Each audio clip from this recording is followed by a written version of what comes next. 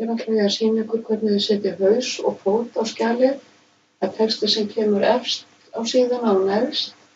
Þá fer ég hér í Insert. Fyrst vel ég Header og ég vel Black Greek Volumes. Og hérna ætla ég að skrifa áfangaheitið. Hér kemur nafnið ykkar og nafn skóla. Til að setja línu undir þá farið við hérna á Homeflipa og veljið hérna Bottom Border. Ég ætla að breyta letrinu í 10 punkta, það er í 11 punktum. Smelli ég hér fyrir framan og til að minnka 1 punkt smelli ég einu sinni hér. Ég er ennþá með Header and Footer valmyndina hérna, sem ég smelli hér á og segi Go to Footer. Þá fer ég hérna neðst á skjáinn.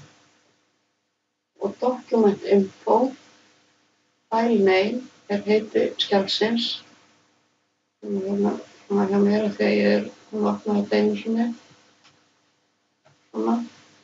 Og síðan ætla ég að setja línu yfir. Þá fer ég hérna á Home og set línu yfir hérna.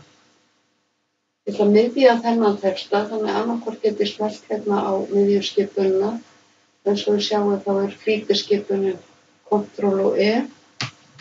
Og fer ég hérna fyrir miðjum. Ég ætla líka að setja 10 punkta letur á þetta. Til að fara úr fæti eða haus þá er annarkvort smellt hér á Header and Footer og Close eða bara á Escape á lyklaborðinu. Þá förum við aftur á skjalið. Þetta lítur svona út núna. Við erum búin að setja haus og fót og breyta letri, línubili, spássíum og svo framvegis. Þannig að nú ætla ég bara að vista.